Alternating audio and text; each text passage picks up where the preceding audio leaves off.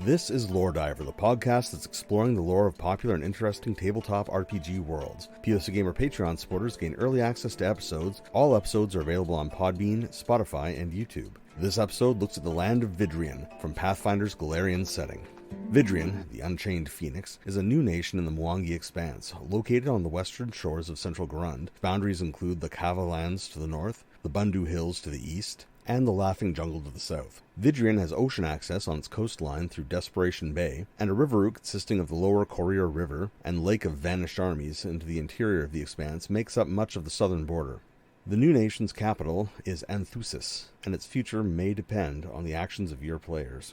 The history and culture of Vidrian are inextricably linked to its former colonial master, the Empire of Cheliax. First appearing in Pathfinder 1st Edition as Sargava, a troubled autonomous colony that was formerly part of the Empire of Cheliax. Formerly the crown jewel of the Empire, the land was a literal powder keg in the 1st Edition, its baron having backed the losing side of the Chelish Civil War. And through a combination of slavery, a weak government cut off from its source of reinforcements, and a reliance on pirates for naval protection from the mother country, it was a mess. Sargava was founded in 4138 AR by order of the colonial expansion fan Chelish Prince Haliad I, and in true colonial fashion got down to the business of enslaving and subjugating the population. The Chelish presence was not seen as a positive one, though, by the locals, and soon troops were deployed there to maintain the colony. Sargava was a source of wealth, slaves, and prestige for those willing to risk travel there, but was also a land of very real danger. The Mwangi peoples did not capitulate completely, and revolts were a regular occurrence throughout its history. Through its 577 years under the Chelish colonial boot, the colony was a jumping-off point for invasions into the Mwangi Expanse, notably the disastrous invasion of Munzali, which awoke the mummy Walkana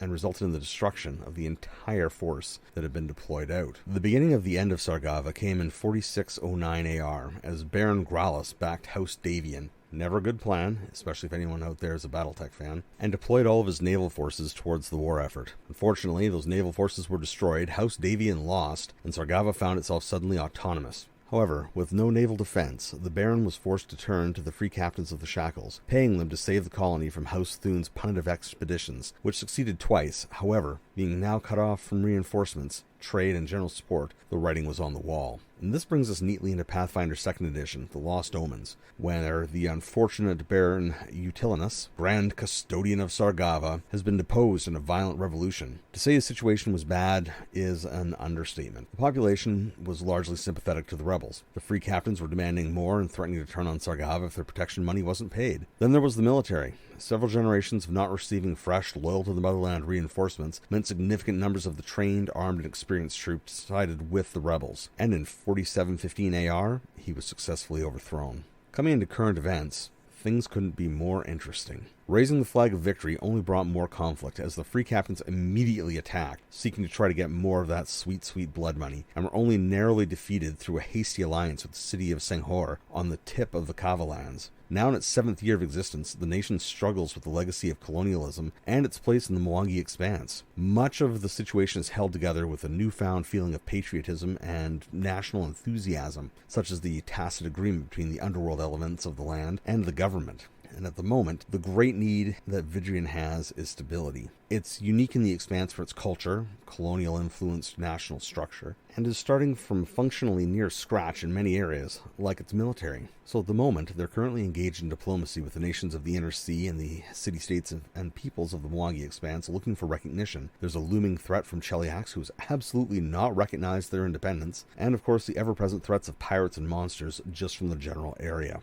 The people of Vidrian. The Vidric population is more varied than many in the Mwangi Expanse, mostly because of its colonial roots and the way that their revolution occurred. Much of the population was on side with the rebels, and over 100 years had passed since fresh Chelish colonists landed, so there was no post-revolutionary mass exodus of colonists and colonizers when the revolution completed. Humans are the predominant population and are primarily of Mwangi descent, with notable populations of Chelish and mixed peoples. Elves, halflings, dwarves, and Uruksi, lizard folk, for those of you who missed the episode where I talked about them, make up a small but significant non-human population in the nation. There's also a lot of other, which is a wide open category in the Mwangi Expanse. Culturally, the people of Vidrian are still very much exploring their national character and establishing norms, mores, and taboos. Clothing styles, jewelry, and the like are all in flux, as well as the Vidric peoples figure out what they want to retain, reclaim, and create, which has resulted in a rather fantastic collection of art in the book itself.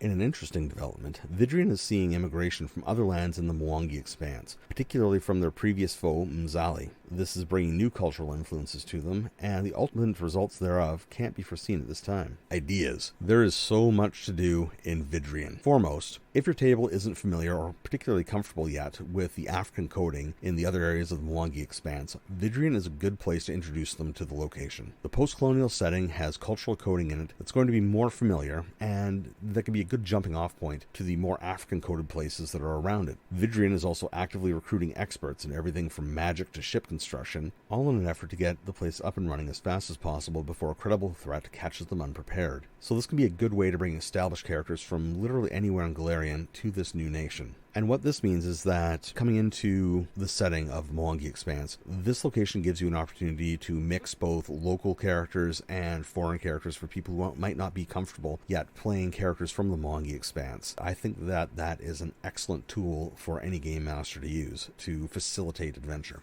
Now, on the other hand, if you have a group of players who are very comfortable with the African coding, who are comfortable with the setting, the concepts, and the ideas of a post-colonial, post-revolutionary nation, then Vidrian offers you the opportunity to let those players explore it from the perspective of the locals of that nation. There's no requirement, as there's no requirement anywhere in the Mwangi Expanse book, for your player characters to be from other places. They can be from the Mwangi Expanse. There's enough information there to do it. And the nation of Vidrian offers a unique opportunity to explore a post-colonial scenario that does not come up very often in most game settings, because most game settings tend to treat colonialism as a net good and don't get into the nuts and bolts about how it can be quite horrible. And this is a chance to dig into that, or even just have some awesome adventures, because again, there is no requirement for you to dig into that if you don't want to either. You can just have some really amazing characters from Vidrian going on adventures in Vidrian and the immediate area, and it works out perfectly. Now, moving over to an interesting lore gap. There's a beautiful one around the Revolution, and one that can be exploited by a game master looking to create a long-term campaign with some political intrigue and some Cheliax-related action. In the materials that I have available,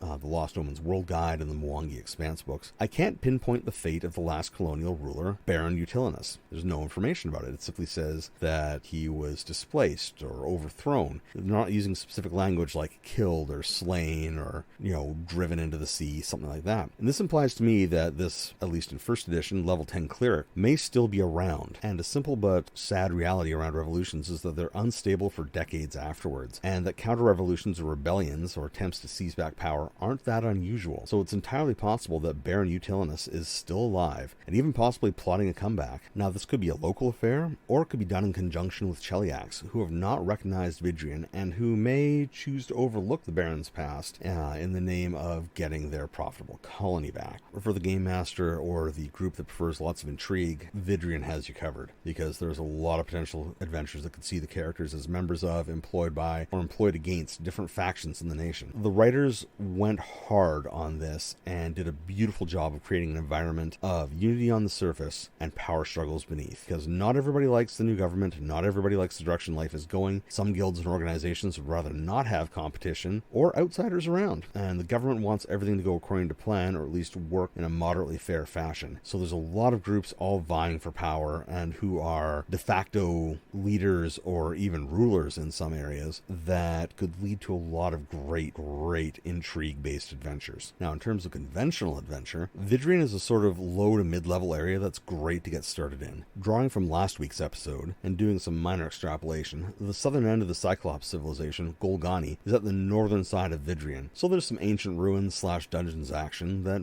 is right there. There's also some great Monster of the Week or Threat of the Week type action, and as Vidrian is still dependent on adventurers for a lot of work, there's always something to do. Of adventurers, Vidrian is a place that regulates them, which, depending on your players, could lead to a few different outcomes. It can also be a great way to introduce rival teams of adventurers on the other side of the equation from your own. Overlapping with this is what could be described as the loyal criminal element, who are, in their own underhanded and bloody-knifed way, trying to do the right thing in Vidrian. So there's a whole set of stories there waiting to be exploited and developed by a GM and party with the inclination to do so. And finally, for those who are nautically inclined, the Vidric Navy is very much a thing, and the Third Corsair War is on. The Navy is currently a ramshackle affair that's developing in real time in the setting, so it's wide open for player and GM creativity and influence. So if you're looking for some high seas adventure with some very high potential for land-based adventures as well, Vidrian has it all. To read more about this, you can find information in Lost Omens, the Mwangi Expanse, and in the Lost Omens World Guide. You can also check out online resources like AON or the Pathfinder Wiki. Books are available through retailers, game shops, or directly from Paizo. Electronic copies are available through Paizo. Thank you for listening, and remember that you can support this podcast and more through the official POCGamer Patreon or through the official POCGamer Coffee. Hydrate, stay alert, and stay safe.